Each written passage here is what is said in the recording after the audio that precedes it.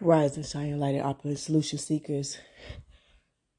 This episode is about shifting that inner voice to go from being your worst enemy to your best friend.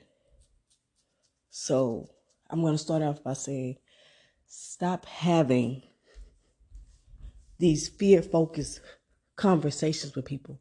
Stop having fear talks with people. All you're doing is amplifying, magnifying,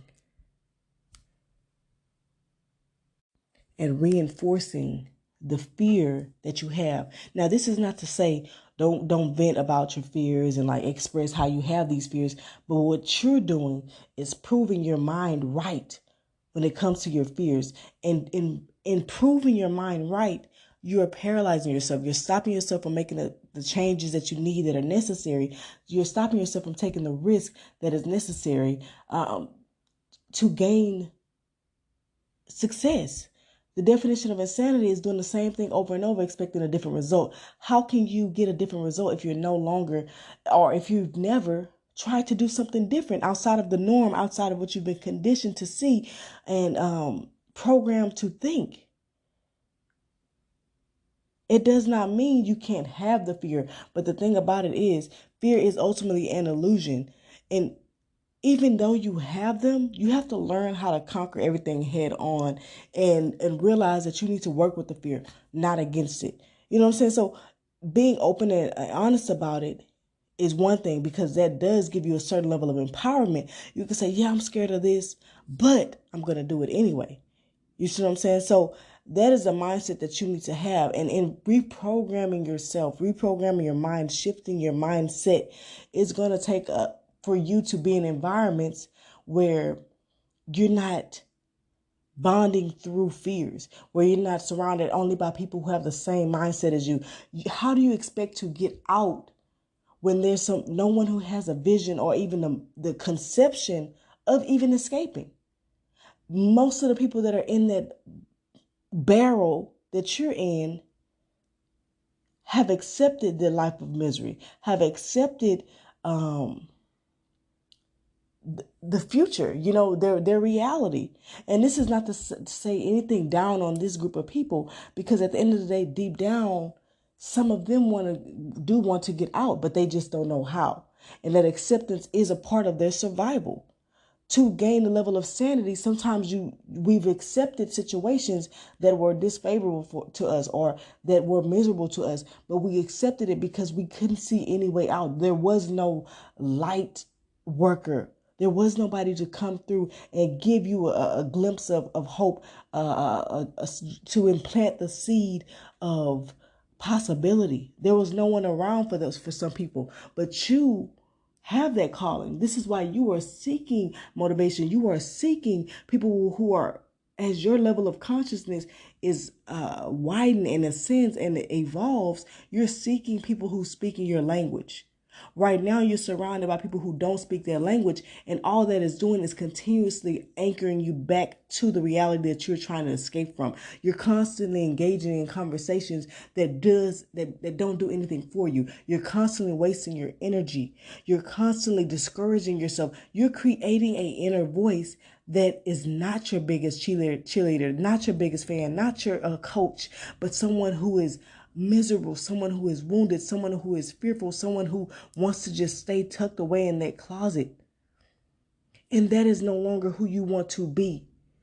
The person who you are trying to become is not aligning with the things that you are doing. You have to start changing. To change your reality, you have to start changing all of the aspects that make you who you are. And that it starts with your mindset, your environment, your circle, your career, your jobs, your relationships, whatever that may be. That is, and not to say that, oh, they're on a different journey, I have to move away from them, they're not on my level. Not this class's mindset, but about establishing boundaries and setting protection against that energy that can live through and express itself through other people. You may have somebody, a teacher, that has told you you could never be this in your life. You may have this ex that may have told you these things. And so you're carrying all of these labels and defining factors, and you've allowed them to wreak havoc on your life. You've allowed them to manifest and be projected onto you, and you're creating these realities because the mind, the ego especially, wants to create, basically prove itself right. So that's what I'm saying. You need to shift the whole mindset, is that until your mind is healed, the whole point is you want to prove your mind wrong. So when your mind creates this false reality that fuels you with fear, anxiety, lack, discouragement, you need to say, you know what? Or even outside of that, filling you with hate, competition, paranoia, you need to prove it wrong. You say, okay, that's how you feel. Well, let's see. Let's just try. You get what I'm saying? So this is the mindset.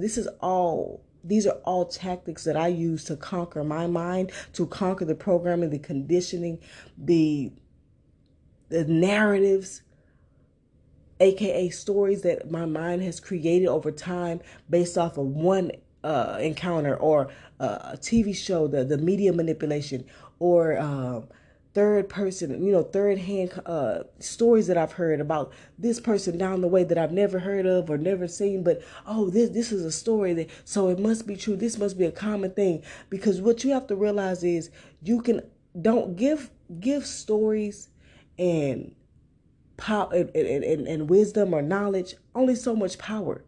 Because if it's empowering you, support it. If it begins to disempower you and fill you with energies and emotions and thought processes that don't serve you, that is when you need to regulate it. That is when you need to hop in the driver's seat, or you're already in the driver's seat, but you need to turn the station, turn the radio down, kick this passenger out, drop them off. You know what I'm saying? And I'm just using a metaphor, but those energies and those thought processes and those mindsets, they need to no longer reside within you, because as you're moving along in your journey, some things are no longer going to serve the reality that you're trying to create. And I'm going to leave that at that. But stop having these conversations and stop intertwining in situations that is amplifying and manifesting realities that no longer align with what you're trying to create. Just be aware and be mindful. And it does not mean to judge these people who are maybe most unconsciously creating these realities, because a lot of it is projections from your own subconscious fears, from your own conditioning, from your own programming. You have to realize that a big part of healing is taking that accountability within yourself, and not just being so self-centered and self-absorbed that you think is point the finger at everybody else.